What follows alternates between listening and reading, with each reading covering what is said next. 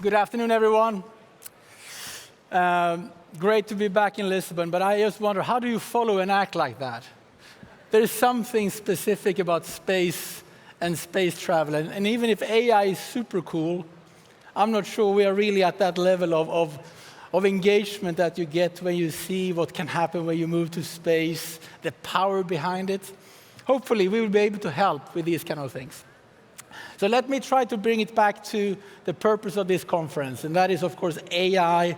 And you will hear a lot about AI today and tomorrow, and how AI will be able to reimagine what is happening, whether it's in your work, in your private life, in your industry, or in science. AI will be everywhere.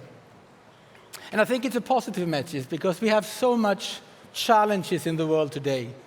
We have a political situation that is unstable. We have a geopolitical environment that is not 100% clear. We have inflation happening across Europe, and we have climate change that is not improving. Clearly, this conference couldn't be at a better time because AI will help us to give inspiration, to give opportunities to people to do things and evolve. And in times like this, leadership is important.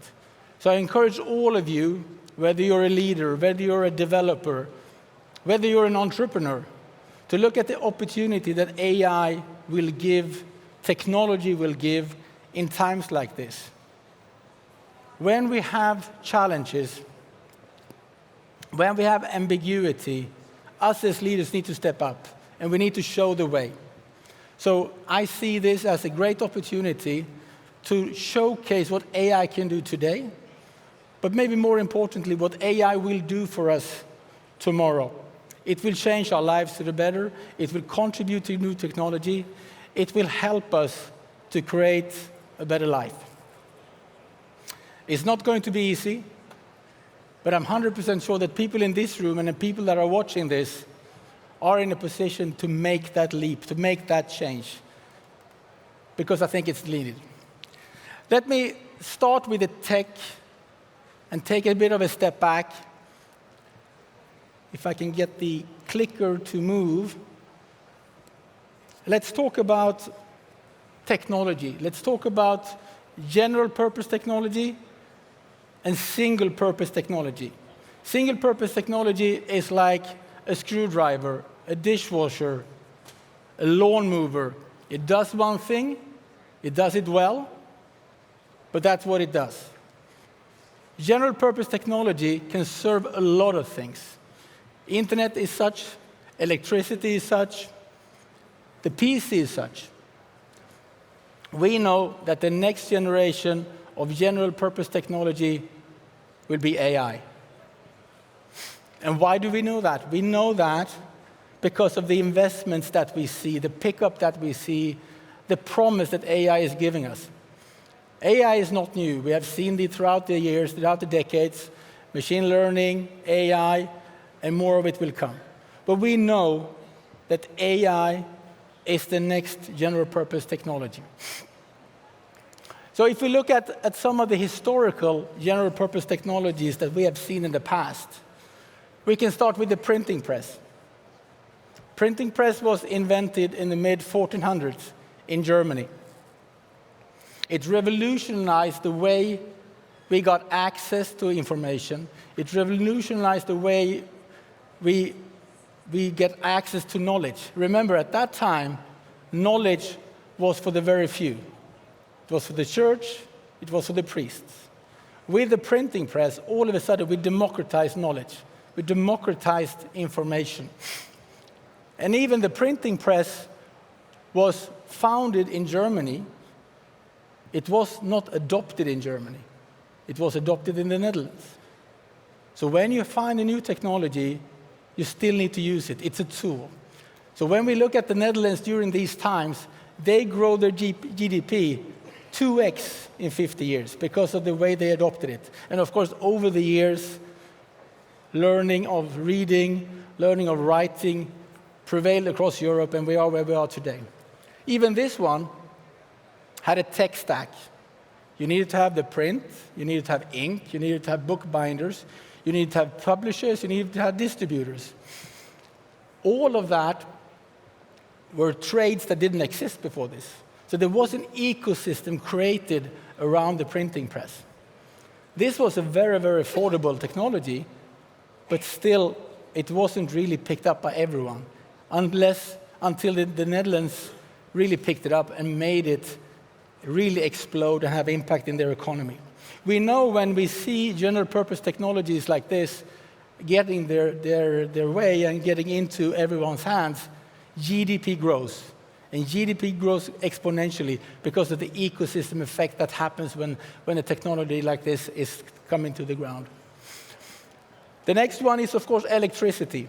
I mean, we cannot think about the world without electricity. So in the end of the 1800s, Edison invented the light bulb. But also electricity needs a tech stack. You need to have fuel, you need to have power generation, you need to have distribution of electricity, you need to have a grid, you need to have rules, you need to have standardization, and you need to have all that kind of infrastructure investments that we are now seeing being put into AI needed to be put into electricity to make electricity what it is today. And now 150, 200 years later, 250 years later, we still see innovation in this space. But where do we see innovation predominantly? In the application layer. There is still a lot of applications that you can plug into the socket and use electricity as a general purpose technology.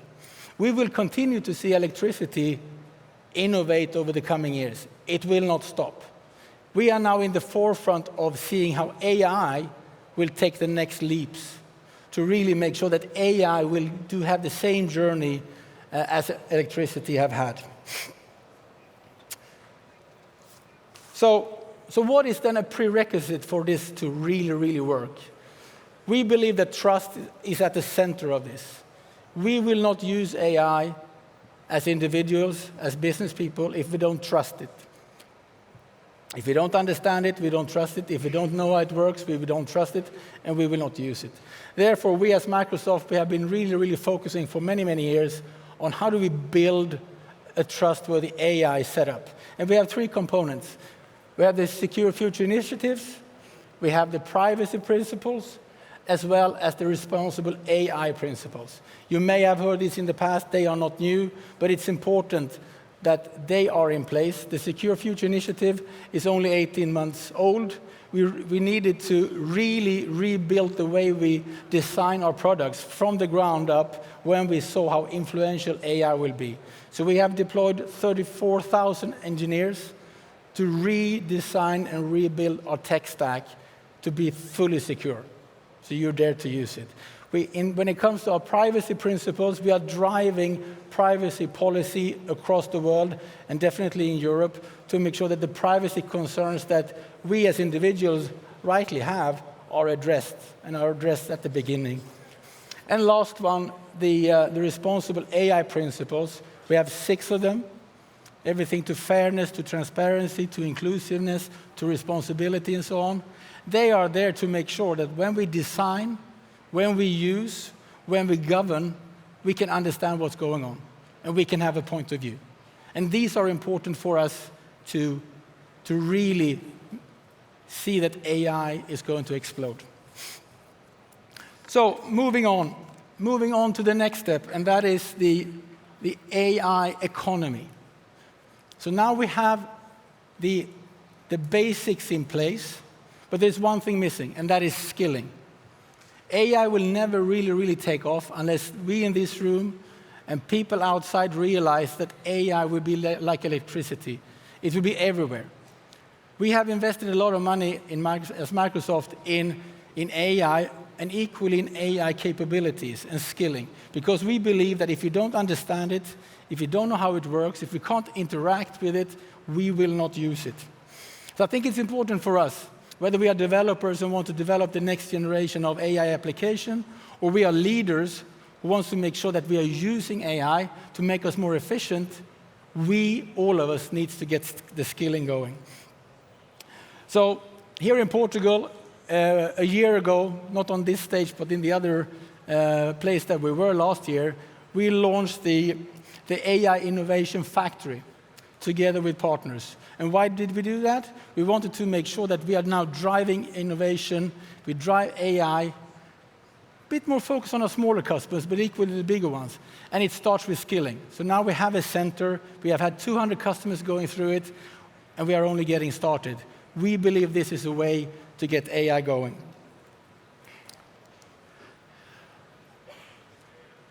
So, what is the pillars of AI transformation? Well, it starts with business. It needs to start with business because it needs to be attached to your business strategy. If we don't have that, we will do AI in isolation, and that's not going to give you the value that you need. So we are dividing AI transformation into 4 pillars. How do we really enrich employee experience? How do we drive customer engagement? How do we reshape business processes? And maybe more importantly, for the longer run, how do we use AI and possibly quantum in the end to really look at innovation? So the further left we are here, the more we can do here and now. This is where your co-pilots come in, that's where your agents come in. Then when it comes to business re-engineering, that's where you need to have Copilot Studio and look at your flows. And then in the end, on the innovation, that's really how you use AI and the next generation of compute and quantum to really look at your innovation power. So let me take a couple of examples how we use this. So how do we really make sure that our employees, we as employees, how do we get more efficiency in what we do each and every day? Gartner came out with a report a couple of weeks ago saying if you use AI and Copilot in a proper way, you can save 3.4 hours per week. That's 40 minutes a day. So the question is, of course, what do we do with those 40 minutes? Do we drink coffee? Do we collaborate? Do we innovate? Maybe it's not such a bad thing to actually talk to your colleagues a bit. We are working probably too much, we're probably too stressed, but giving time back, finding that extra time to really create value is important for us. We have a lot of customers doing different things to get that value out. Campari is looking at their productivity gains. PayPal redid their process flows. In Microsoft, we look at how can we actually use self-service much more to get more accurate response when it comes to HR, when it comes to finance, when it comes to IT. We have really used our own technology to the maximum extent to really get more valuable time for our employees. The next one is customer engagement. Here we go. So customer engagement is all about how do you make sure that when you interact with your customer, that you have the best information possible, whether that is from your own data estate or global internet data estate. So La Liga, who is the Spanish football league, maybe you watch it, maybe don't, maybe that's sensitive, I don't know.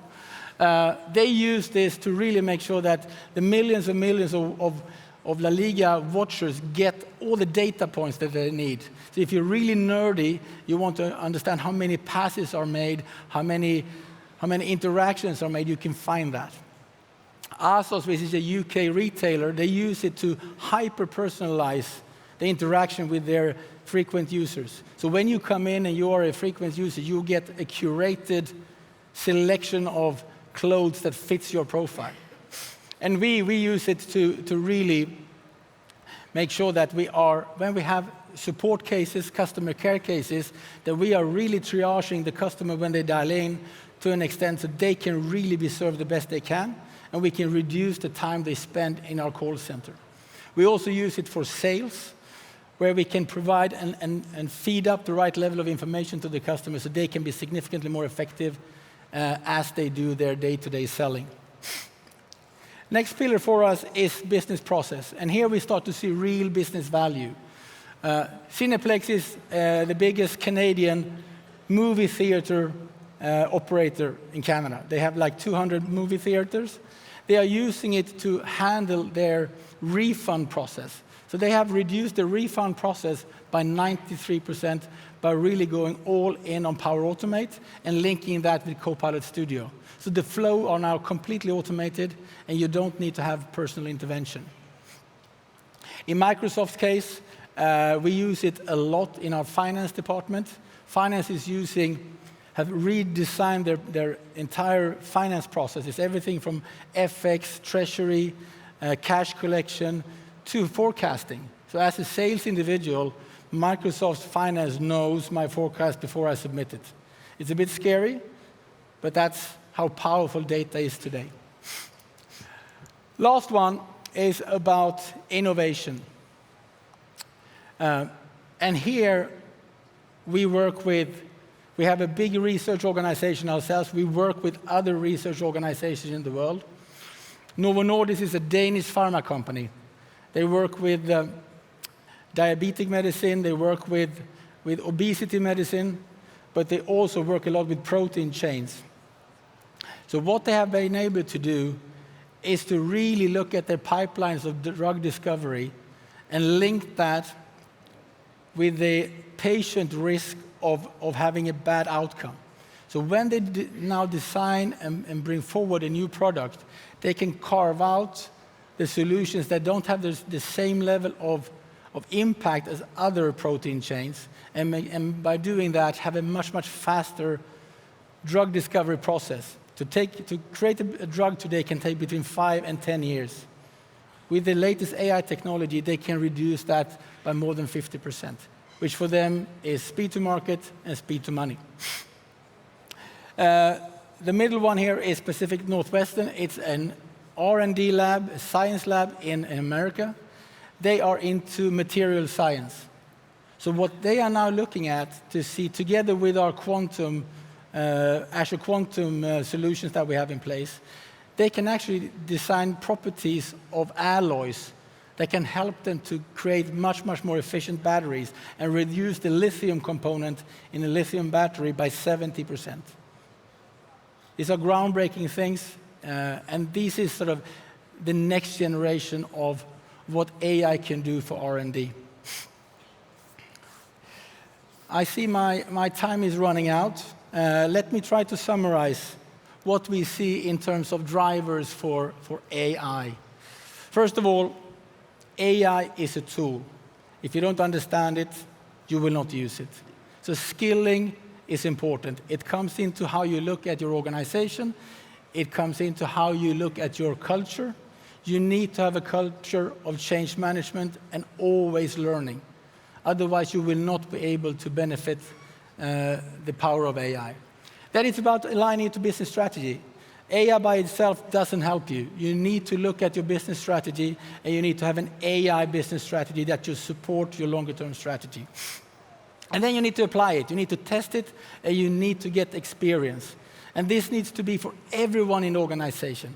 You may want to start small, but trust me, go wide, go big, because when the whole organization talks about prompting, talk about what they can do with AI, then you really get the impact in your entire organization.